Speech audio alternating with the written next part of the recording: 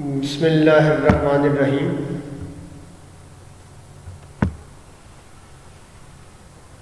अस्सलाम वालेकुम। Today we shall study Bronsted-Lowry concept of acids and bases। ये आज लेक्चर नंबर 3 है। फर्स्ट लेक्चर में हमने इंट्रोडक्शन पढ़ा, जिसमें चंद साइंसदानों ने जो केमिकल्स, एसिड्स और बेसिस जो हैं वो डिस्कवर किए थे। उनमें hydrochloric acid, nitric acid, sulphuric acid and acetic acid शामिल था। फिर हमने characteristics of acids and basis पढ़े। लेक्चर नंबर 2 में हमने Arrhenius concept पढ़ा। According to the Arrhenius concept, acid is a substance which give the H ion when dissociate in the water, and base is a substance which give hydroxide ion when dissociate in water। और आज हम पढ़ेंगे ब्रॉन्स्टेड-लोरी concept. इसकी definition भी देखेंगे। In 1923, the Danish chemist Bronsted, Danish का एक chemist था जिसका नाम ब्रॉन्स्टेड था, एंड द इंग्लिश केमिस्ट लोरी, और इंग्लिश केमिस्ट जो लोरी है, इंडिपेंडेंटली प्रेजेंटेड देयर थ्योरीज। उन्होंने अपनी अलग अलग थ्योरीज पेश की of acids and bases, acids and bases की, on the basis of the proton transfer. Proton transfer की बेसिस पे जो है उन्होंने अलग अलग थ्योरीज पेश की। अकॉर्डिंग टू दिस कंसेप्ट, इस नज़रिए के मुताबिक, ये इसकी डेफिनेशन है, N acid is a substance, substance molecule या आयन को कहते हैं, that can donate a proton, जो एक प्रोटॉन दे सकता है, टू अनदर सब्सटेंस, एक दूसरे सब्सटेंस को। अगर एक सब्सटेंस एक प्रोटॉन किसी दूसरे सब्सटेंस को दे दे तो उसको एसिड कहते हैं। HCl ने एक प्रोटॉन अमोनिया को दे दिया है। HCl ने एक प्रोटॉन अमोनिया को दे दिया है। तो HCl जब एक प्रोटॉन दे देता है, एक H आयन हाइड्रोजन के पास होता ही एक प्रोटॉन है। जब इसने प्रोटॉन दे दिया है तो इसमें NH4 बन जाएगा, अमोनिया बन जाएगा। इससे जो हाइड्रोजन है वो इसमें शामिल हो गई है। पहले H की क्वांटिटी यहाँ 3 अब 4 हो गई है और इस पर एक आयन आ गया। ये अमोनिया है, ये अमोनियम है।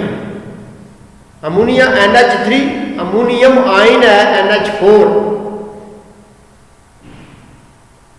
जब इसको जो है इसके साथ रिएक्ट करवाया तो इसने एक आयन दे दिया है, एक प्रोटॉन दे दिया, इसने एक प्रोटॉन ले लिया है। इसने जब एक प्रोटॉन ले लिया है तो फिर अमोनियम आयन बन गया है और ये क्लोराइड आयन बन गया है। A base is a substance that can accept a proton। ये बेस है, इसने एक प्रोटॉन एक्सेप्ट कर लिया है, ले लिया। ये एसिड है, इसने एक सब्सटेंस, ये एक प्रोटॉन दे दिया है। फ्रॉम अनदर सब्सटेंस, दूसरे सब्सटेंस से एक प्रोटॉन इसने ले लिया। For example HCl act as an acid. HCl जो है एसिड के तौर पर एक्ट करता है, while ammonia act as a base, और अमोनिया जो है वो बेस के तौर पर जो है वो एक्ट करता है। क्योंकि इसने HCl ने हाइड्रोक्लोरिक एसिड ने एक आयन दे दिया है, प्रोटॉन दे दिया, इसने एक प्रोटॉन ले लिया। नेक्स्ट है similarly when HCl dissolve in water. जब HCl को वाटर में डिजॉल्व किया जाता है, ये इक्वेशन है 1। हमने इक्वेशन को लिखते हुए दो चीजों का अगर आप ख्याल कर लेते हैं, दो क्वेश्चन आप याद कर लेते हैं, एक valency of the radicals, then you can write the formula very easily, और दूसरा इक्वेशन को बैलेंस करना भी एक क्वेश्चन होता है। ये इक्वेशन जो है वो ऑलरेडी बैलेंस है।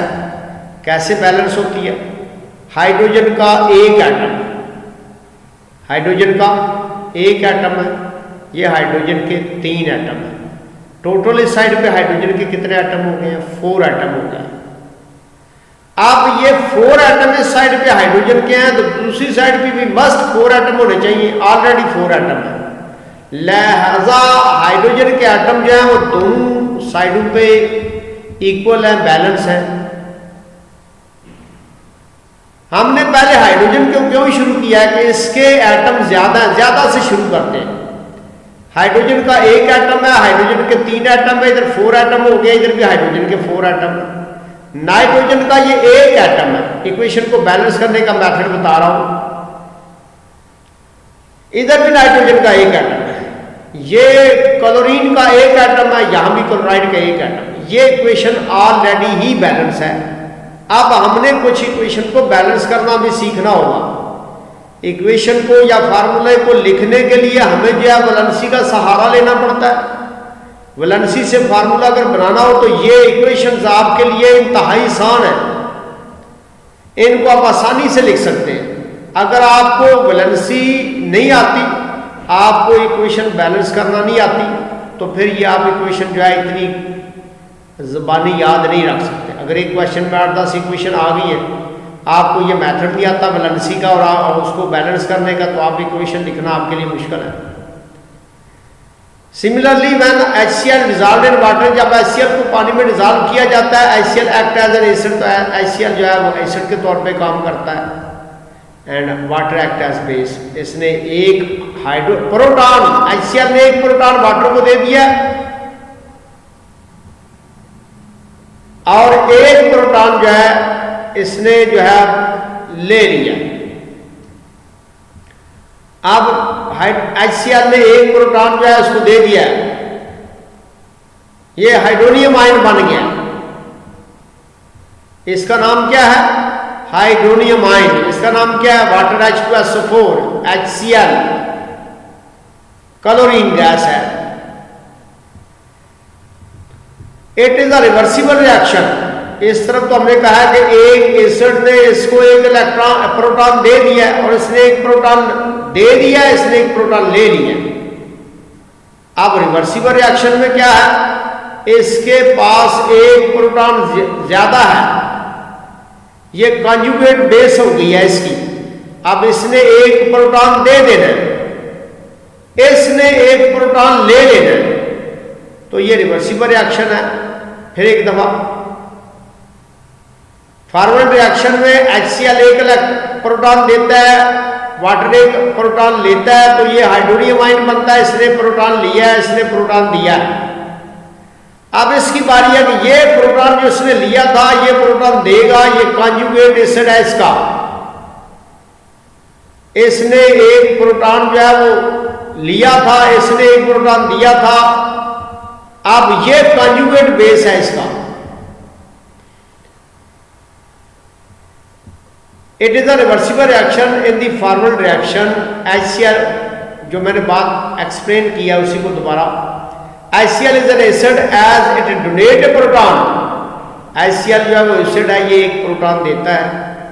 In the forward reaction HCl is an acid, it donates a proton, whereas water is a base, it accept a proton. इसने प्रोटॉन एक्सेप्ट किया, हमने डेफिनेशन में पढ़ा है। And acid is a substance molecule या इनको कहते हैं that can donate a proton to another substance, जो एक प्रोटॉन दूसरे सब्सटेंस को दे देता है। ये एक सब्सटेंस है, ये एक सब्सटेंस है। इस सब्सटेंस ने एक प्रोटॉन इस सब्सटेंस को दे दिया। ये प्रोटॉन डोनर है, ये प्रोटॉन एक्सेप्टर है। Base is a substance that can accept a proton. इसने एक प्रोटॉन एक्सेप्ट कर लिया, ये बेस है from other substance. For example ये 2 मिसालें दी गई हैं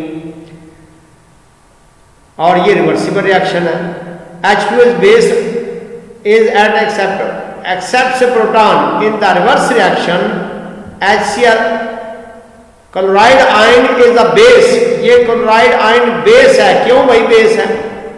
As it accept a proton, यहाँ ये प्रोटॉन एक एक्सेप्ट कर सकती है। जिस तरह इसने प्रोटॉन एक्सेप्ट किया था, इसी तरह इसने प्रोटॉन एक्सेप्ट करना है तो इसमें आ जाना।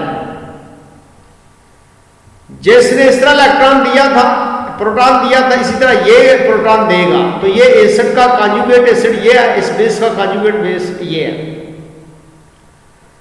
Chloride ion is a base as it accept a proton from acid। ये acid hydronium ion, hydronium ion से एक प्रोटॉन जो है वो एक्सेप्ट कर लेता है, ले लेता है। इससे एक प्रोटॉन ये ले सकता है, इसलिए ये कॉन्जुगेट बेस है, ये कॉन्जुगेट एसिड है। ये इनके स्ट्रक्चर बताए गए हैं, HCl की स्ट्रक्चर बताई गई है और ये वाटर की स्ट्रक्चर बताई गई है। इसी तरह ये क्लोराइड आयन जो है बन गया और ये जो है हाइड्रोनियम आयन बन गया। ये एसिड है क्योंकि इसने एक प्रोटॉन जो है इसको दिया है और इसने एक प्रोटॉन जो है वो लेने के बाद, पहले 2 हाइड्रोजन के एटम थे, अब हाइड्रोजन के एटम 3 हो गए हैं। हाइड्रोजन के एटम इसमें 3 हो गए। ये हाइड्रोनियम आयन बन गया, ये क्लोराइड आयन बन गया। ये प्रोटॉन डोनर है, ये एसिड है, ये प्रोटॉन एक्सेप्टर है, ये बेस है। अब ये एक प्रोटॉन इसको दे सकता है हाइड्रोनियम आयन को, ये एसिड है, कॉन्जुगेट बेस है, ये दे सकता है और ये ले सकता है। Chloride ion is called a conjugate base of the acid HCl। ये कॉन्जुगेट बेस है एसिड HCl का। Hydronium ion is called as the conjugate base of water. It means every acid produce a conjugate base. इससे ये मुराद है कि हर acid जो है एक कॉन्जुगेट बेस पैदा करता है। And every base produce a conjugate acid, और हर बेस जो है वो कॉन्जुगेट एसिड पैदा करती है। Such that there is conjugate acid base pair. ये कॉन्जुगेट एसिड, ये कॉन्जुगेट बेस पेयर पैदा होता है। Conjugate acid conjugate base pair पैदा होता है। अब कॉन्जुगेट का मीनिंग क्या है? Conjugate means join together a pair. मिलकर एक पेयर बनाना जो है वो कॉन्जुगेट बेस कहलाता है। A conjugate acid is a species, इसकी बारे में बात कर रहा है। A conjugate base, a conjugate acid is a species form by accepting a proton. ये उस वक्त बना है जब इसने एक प्रोटॉन एक्सेप्ट कर लिया। Conjugate, a conjugate acid is a species, एक किस्म है, एक नस्ल है। Form by accepting a proton, एक प्रोटॉन एक्सेप्ट करने के बाद ये बनता है। बाय बेस, इस बेस से एक प्रोटॉन इसने एक्सेप्ट किया तो बना। A conjugate base is a species form by donating a proton by an acid. ये a conjugate base is a species form बनती है बाय डोनेटिंग ए प्रोटॉन। इस ये एसिड ने एक प्रोटॉन डोनेट किया इसको तो कॉन्जुगेट बेस बन गई। दस conjugate acid base pair differs from one another. Conjugate acid ये वाला और कॉन्जुगेट बेस पेयर जो है वो एक दूसरे से डिफरेंट होते हैं only by a single proton. इनमें एक ही प्रोटॉन का फर्क होता है। ये इसका फार्मूला क्या था? CH3COOH, acetic acid. इसको क्या कहते हैं? Acetic acid. और ये वाटर है। इसने एक 1 आयन जो है दे दिया, H दे दिया इसने, इस पे हाइड्रोनियम आयन बन गया। एसीटेट आयन इसको कहते हैं, इसको हाइड्रोनियम आयन कहते हैं। तो एक सिंगल प्रोटॉन देने से ये जो है वो कॉन्जुगेट एसिड बेस पेयर बनता है। अब हमने देखना है कि ये इक्वेशन बैलेंस लिखी हुई है। इक्वेशन को बैलेंस करने के लिए हमने दोनों तरफ हर एलिमेंट की, एटम की तादाद देखनी है। मैं जब एलिमेंट बोलता हूं तो उस वक्त मेरी मुराद है कि अगर एक बीकर में जो है वो हाइड्रोजन गैस है तो उसमें हाइड्रोजन के कई एटम होंगे। उसमें अगर बीकर में हाइड्रोजन गैस है तो उसमें कई एटम होंगे। ये कई एटम मिलके जो है एक एलिमेंट बनाते हैं। एलिमेंट किसका है? हाइड्रोजन का। इसमें एटम किसको जाहिर करते हैं? H। एक एटम जो है H से जाहिर किया गया, कई एटम जो है मिलते हैं तो ये एलिमेंट बनता है। अब एलिमेंट और कंपाउंड की हमने जो है ये इनकी देखनी है कि दोनों तरफ क्वांटिटी एक जितनी है। इसमें सबसे ज़्यादा इस साइड पे जो है वो वाटर की है, वाटर से शुरू करते हैं। जिसकी ज़्यादा क्वांटिटी होती है, मकदार होती है, उससे शुरू करते हैं। जिसके ज़्यादा एटमों की तादाद होती है, इसमें ये 3 एटम हाइड्रोजन के हैं, ये एक एटम हाइड्रोजन का है, ये 2 एटम हाइड्रोजन के हैं। कुल कितने हो गए? 3 1 4 और 2 6 एटम हाइड्रोजन के। देख रहे हैं इधर भी 6 एटम है हाइड्रोजन के। 3 एटम हाइड्रोजन के ये हैं, 3 एटम हाइड्रोजन के ये। लिहाजा इस इक्वेशन में हाइड्रोजन के एटम दोनों तरफ बराबर है। अब हम देखते हैं कार्बन के एटम भी बराबर है। कार्बन का एक एटम ये है, कार्बन का एक एटम ये है। अगर यहां कोई फिगर फर्ज किया यहां 2 लगा हुआ होता तो सब के लिए 2 था। ये नीचे 3 जो लगा हुआ है इसके, ये सिर्फ हाइड्रोजन के लिए। अब कार्बन का एक एटम है, ये कार्बन का एक एटम है, 2 एटम है कार्बन के साइड का। कार्बन एक एलिमेंट है, इसके 2 एटम है। ये कार्बन एक कार्बन ये है, एक कार्बन ये है, इधर भी कार्बन के 2 हैं। लिहाजा हाइड्रोजन के एटम भी दोनों तरफ बराबर है और कार्बन के एटम भी बराबर है। इसी तरह ऑक्सीजन रह गया भाई। ऑक्सीजन के देखते हैं, ये 1 1 2 एटम है ऑक्सीजन के और ये 1 3 एटम है। इस साइड पे 3 एटम ऑक्सीजन पे, ये 1 1 और 1 ये है, 3 एटम ऑक्सीजन के। लिहाजा ये इक्वेशन हमारी बैलेंस है। एक इक्वेशन हमने क्वेश्चन मैंने पहले भी कहा कि आता है बैलेंस करने का, और दूसरा जब तक हमें बैलेंस करने का मेथड नहीं आता हम कोई भी इक्वेशन नहीं लिख सकते। पहले इक्वेशन लिखने के लिए हमें वैलेंसी का पता होना चाहिए। एसीटेट जो है इसकी देखिए वैलेंसी क्या है? CH3COOH COO, एसीटेट आयन है। अब इसमें हाइड्रोजन की वैलेंसी कितनी है? यहां +1 है। अब ये +1 था, ये +1 है, ये -1 है, दोनों एक दूसरे के असर को ज़ायल करके ये इकट्ठे हो गए। तो इस तरह वैलेंसी जो है वो फार्मूला लिखने के लिए हमें वैलेंसी का याद होना बड़ा ज़रूरी है। 10th क्लास में अगर आपको वैलेंसी आती है, अगर आपको फार्मूला बनाना आता है, अगर आपको फार्मूले को जो है इक्वेशन बना ले, अगर आप फार्मूले बनाने आते हैं, पहला स्टेप है कि आपको सिंबल आए, दूसरा स्टेप है आपको रेडिकल की वैलेंसी आए, तीसरा स्टेप है कि आप वैलेंसी पर से फार्मूला बना सके, और लास्ट स्टेप है कि फार्मूले से आप इक्वेशन को लिख के बैलेंस कर सकें।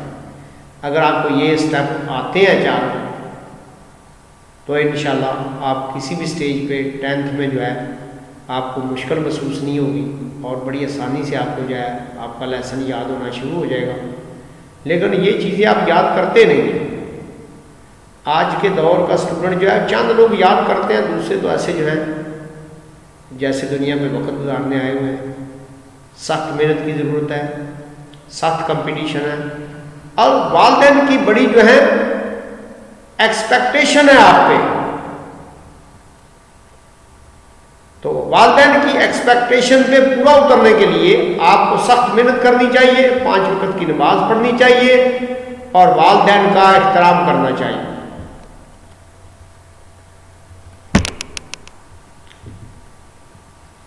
According to Bronsted-Lowry concept, an acid and base always work together to transfer a proton.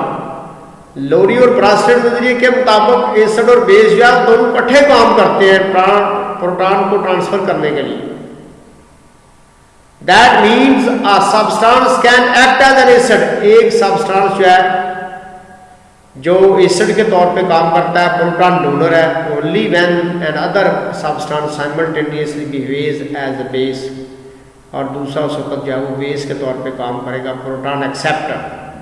इनमें एसिड जो है वो प्रोटॉन डोनर होता है। यहां वाटर एसिड है, ये प्रोटॉन डोनर है, ये प्रोटॉन एक्सेप्टर है। ये एसिड है, ये बेस है।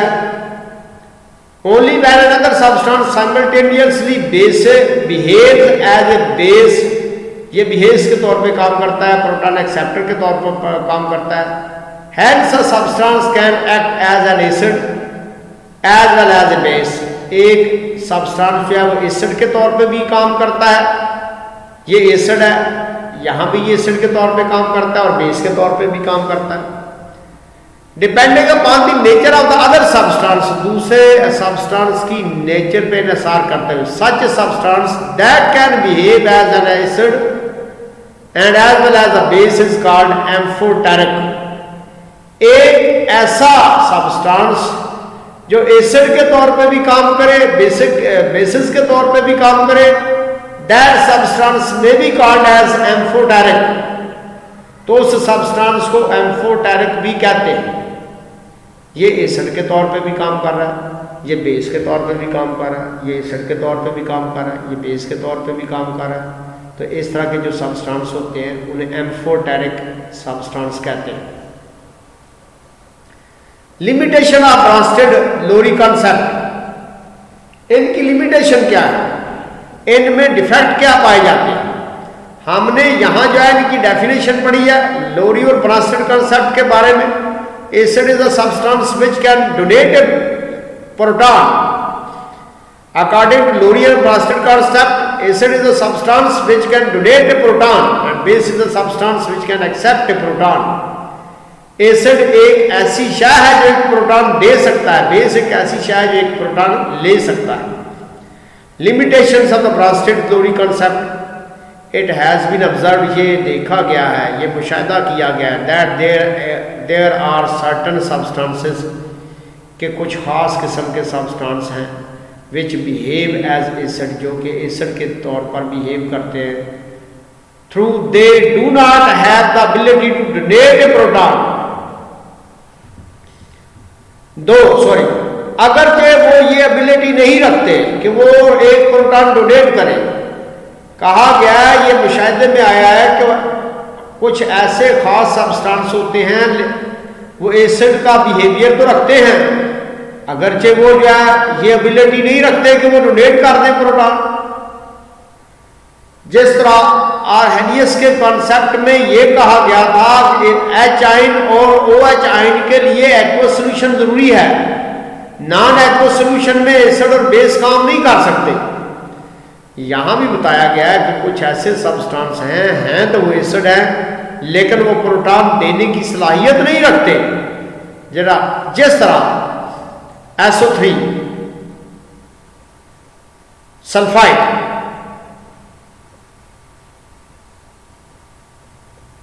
सिमिलरली इसको सल्फाइड बोलते हैं, सल्फेट होता तो SO4 इसकी होता है, सल्फाइड SO3 है, इसकी वैलेंसी भी -3 है, -2 है sorry.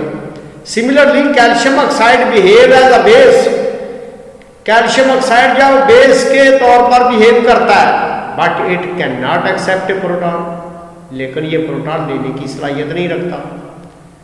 These observations prove that the limitation of the Bronsted-Lowry concept of an acid and base, ये जो ऑब्जर्वेशन है, these observation prove the limitations, ये इसके ड्रॉबैक को जो है वो साबित करता है, इसमें ये खामियां पाई जाती हैं लोरी और ब्रांस्टेड कॉन्सेप्ट में। वो उन्होंने ये इंडिपेंडेंटली दोनों ने लहदा अपने कंसेप्ट पेश किए थे, लेकिन इनके कंसेप्ट में ये पाया गया है कुछ ऐसे एसिड होते हैं जो प्रोटॉन डोनेट नहीं कर सकते, होते वो एसिड हैं जिसका सल्फाइड है। इसी तरह एक बेस ऐसा सब्सटेंस है जो एक प्रोटॉन एक्सेप्ट नहीं कर सकता लेकिन वो है बेस है। तो ये ऑब्जर्वेशन जो है इन्होंने साबित की, लोरी ब्रांस्टेड कॉन्सेप्ट की लिमिटेशन को इन्होंने साबित किया। आज हम जो है 2 कंसेप्ट पढ़ चुके हैं। पहले कंसेप्ट का क्या नाम था? Arrhenius concept. दूसरा कंसेप्ट जो है आज जो हमने पढ़ा है इसका नाम है लोरी और ब्रांस्टेड कॉन्सेप्ट। पहले कॉन्सेप्ट में आर्हेनियस कॉन्सेप्ट में बताया गया था acid gives H ion when dissolve in water when dissociate water, base is a substance which give the OH ion when dissolve in water. ये थी डेफिनेशन उसके आर्हेनियस कॉन्सेप्ट की। तो लोरी और ब्रास्टेड जो है इसके कॉन्सेप्ट की डेफिनेशन है, acid is a substance which can donate a proton and base is a substance which can accept a proton. उसकी लिमिटेशन भी आपने पढ़ी थी कि वो एक्वा सॉल्यूशन में काम करते हैं, एसिड और बेस एच आयन और O H ion aqueous medium में देते हैं। लोरी और ब्रास्टेड कॉन्सेप्ट में ये डिफेक्ट है कि कुछ ऐसे एसिड भी पाए जाते हैं जो प्रोटॉन डोनेट नहीं कर सकते लेकिन वो होते हैं एसिड, ऐसे बेस भी पाए जाते हैं जो प्रोटॉन एक्सेप्ट नहीं करते लेकिन होते वो बेस हैं।